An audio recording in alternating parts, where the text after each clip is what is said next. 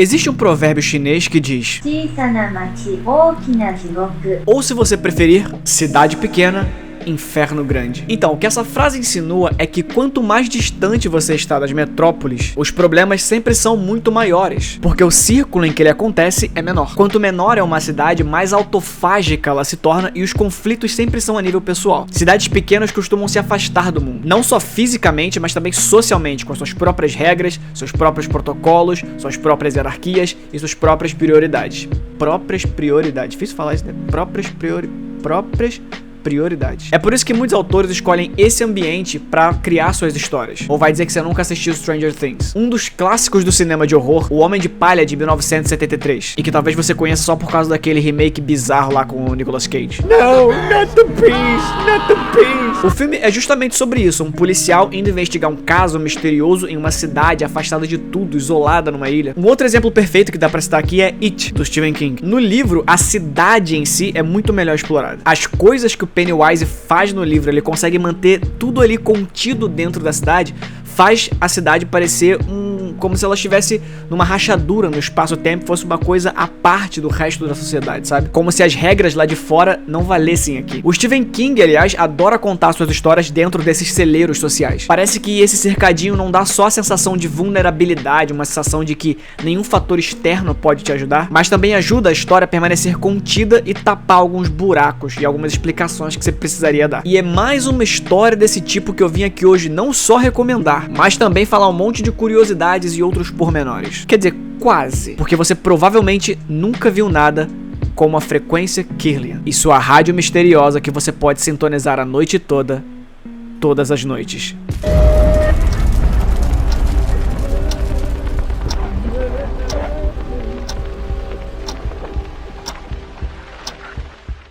La Frequência Kirlian, no original, chegou à Netflix no início do ano agora, final de janeiro. E praticamente sem muito alarde. Eu não vi ninguém falando sobre isso, eu não vi propaganda em lugar nenhum, não vi blog, não vi canais falando sobre essa série. E eu até entendo porque a série é bem pequena. São só 5 episódios e nenhum tem mais de 10 minutos. Uma inscrita aqui do canal veio me perguntar se eu já tinha assistido. Eu não tinha assistido, fui ver o que era, gostei da proposta, assisti e estou fanático por essa animação. Mas afinal de contas, sobre o que é essa tal de frequência Kirlian, Felipe? Então, como eu disse, os episódios são bem pequenos. Se eu for explicar aqui, tentar fazer um resumo, eu vou acabar demorando mais tempo do que você demoraria se você fosse assistir a série de fato. E aí essa recomendação ia perder todo sentido. Então eu vou tentar apenas te contextualizar. Existe uma cidade muito estranha chamada Kirlian, que fica localizada em algum lugar da Argentina. País esse que é onde a série é produzida. Mas Felipe, essa cidade existe mesmo? Não sei. Você não vai encontrar nada sobre ela em lugar nenhum. Na internet, em livros, em revistas. Todo mundo conhece alguém que já foi em Kirlian, que conhece Kirlian,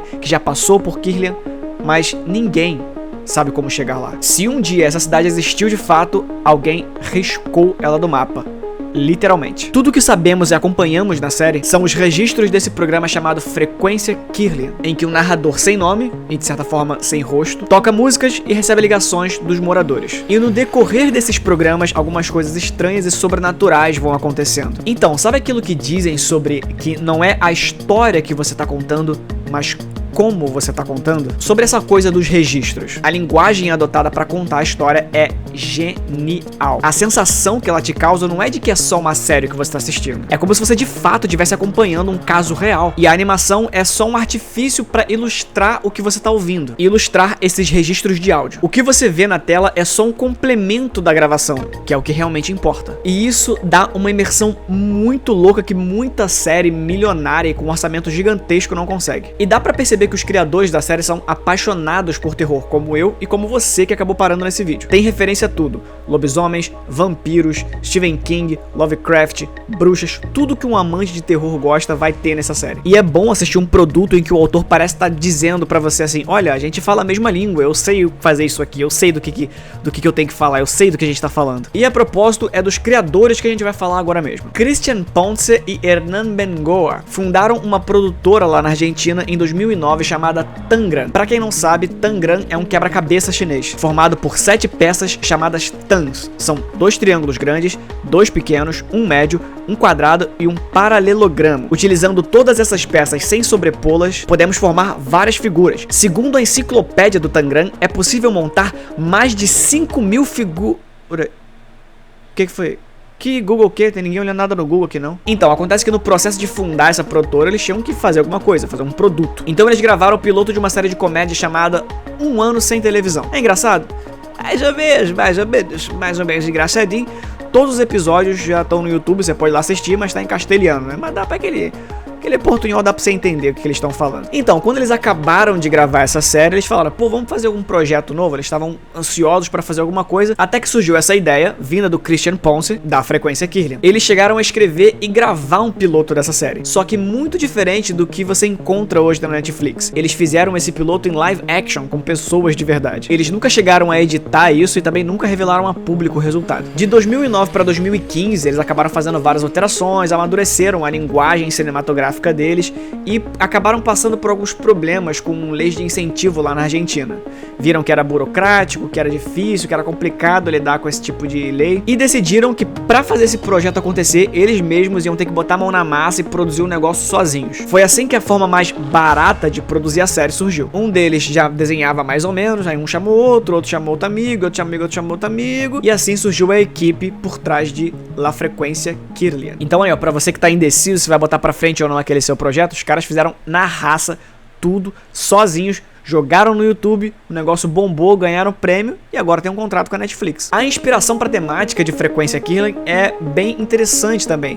Na verdade, a ideia veio porque um dos criadores da série, o Christian Ponce, ele era radialista, ele trabalhava numa rádio lá na Argentina, onde ele basicamente ficava de madrugada lendo contos de terror e mais especificamente contos do Stephen King, segundo ele mesmo. O mais interessante é que ele falou que o público dele consistia em 80-90% de presidiários que viviam numa cidade vizinha. A propósito, você sabe o que significa Kirlian? Esse é o sobrenome de Semyon Davidovich Kirlian, um cientista russo que descobriu por acaso o método de fotograma, que também ficou conhecido como fotografia Kirlian. A ideia basicamente é você colocar qualquer tipo de objeto numa chapa fotográfica e aplicar um choque, colocar alguma coisa com uma determinada voltagem, e essa chapa fotográfica vai deixar um registro no papel fotográfico com uma espécie de silhueta daquele objeto que você colocou ali. Alguns místicos afirmam que essa fotografia Kirlian seria a aura, o que não faz muito sentido porque esse registro fica com qualquer objeto. Aí você vai ter que acreditar que, sei lá, uma banana tem uma aura, que eu acho que essa galera não vai acreditar,